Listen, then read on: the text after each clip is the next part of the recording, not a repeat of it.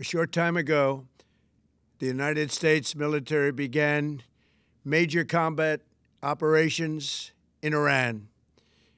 Our objective is to defend the American people by eliminating imminent threats from the Iranian regime, a vicious group of very hard, terrible people. Its menacing activities directly endanger the United States, our troops, our bases overseas, and our allies throughout the world. For 47 years, the Iranian regime has chanted death to America and waged an unending campaign of bloodshed and mass murder, targeting the United States, our troops, and the innocent people in many, many countries. Among the regime's very first acts was to back a violent takeover of the U.S. Embassy in Tehran, holding dozens of American hostages for 444 days.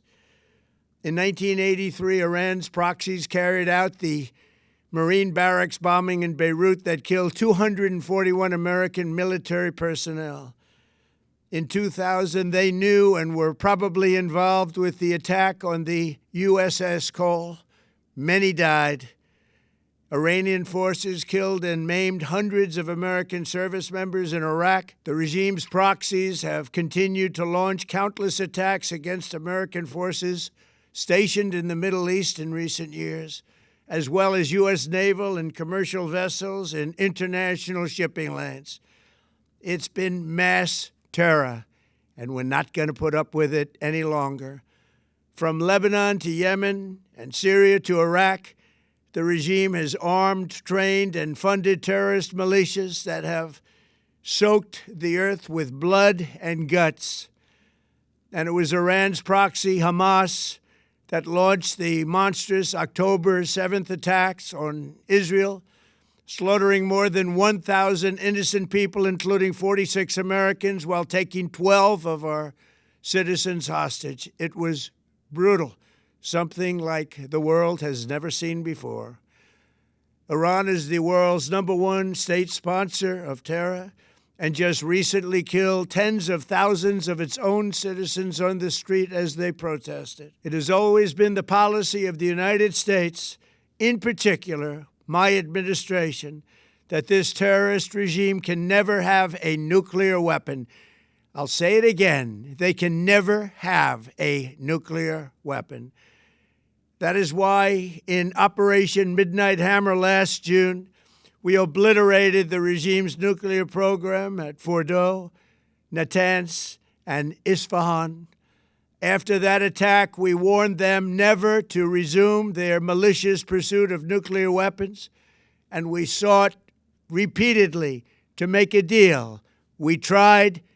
They wanted to do it. They didn't want to do it. Again, they wanted to do it. They didn't want to do it. They didn't know what was happening. They just wanted to practice evil. But Iran refused, just as it has for decades and decades. They've rejected every opportunity to renounce their nuclear ambitions, and we can't take it anymore. Instead, they attempted to rebuild their nuclear program and to continue developing long-range missiles that can now threaten our very good friends and allies in Europe, our troops stationed overseas, and could soon reach the American homeland. Just imagine how emboldened this regime would be if they ever had and actually were armed with nuclear weapons as a means to deliver their message.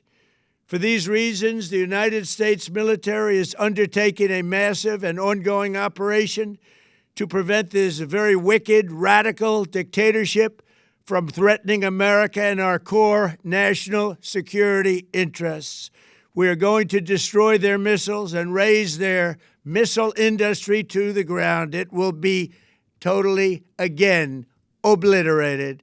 We're going to annihilate their Navy. We're going to ensure that the region's terrorist proxies can no longer destabilize the region or the world and attack our forces and no longer use their IEDs or roadside bombs, as they are sometimes called, to so gravely wound and kill thousands and thousands of people, including many Americans. and we will ensure that Iran does not obtain a nuclear weapon. It's a very simple message. They will never have a nuclear weapon. This regime will soon learn that no one should challenge the strength and might of the United States Armed Forces. I built and rebuilt our military in my first administration, and there is no military on earth even close to its power, strength, or sophistication. My administration has taken every possible step to minimize the risk to U.S. personnel in the region.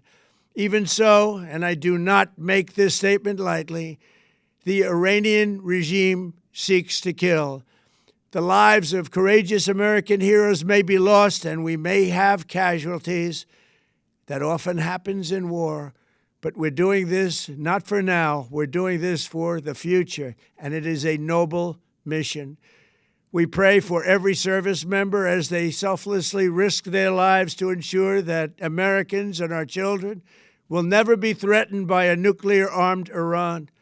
We ask God to protect all of our heroes in harm's way, and we trust that, with His help, the men and women of the armed forces will prevail. We have the greatest in the world, and they will prevail. To the members of the Islamic Revolutionary Guard, the armed forces, and all of the police, I say tonight that you must lay down your weapons and have complete immunity, or, in the alternative, face certain death. So, lay down your arms. You will be treated fairly with total immunity, or you will face certain death. Finally, to the great proud people of Iran, I say tonight that the hour of your freedom is at hand. Stay sheltered. Don't leave your home. It's very dangerous outside. Bombs will be dropping everywhere. When we are finished, take over your government. It will be yours to take. This will be probably your only chance for generations. For many years, you have asked for America's help, but you never got it. No president was willing to do what I am willing to do tonight. Now you have a president who is giving you what you want. So let's see how you respond. America is backing you with overwhelming strength and devastating force.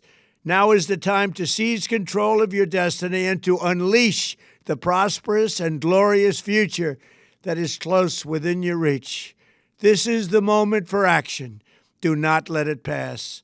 May God bless the brave men and women of America's armed forces. May God bless the United States of America. May God bless you all. Thank you.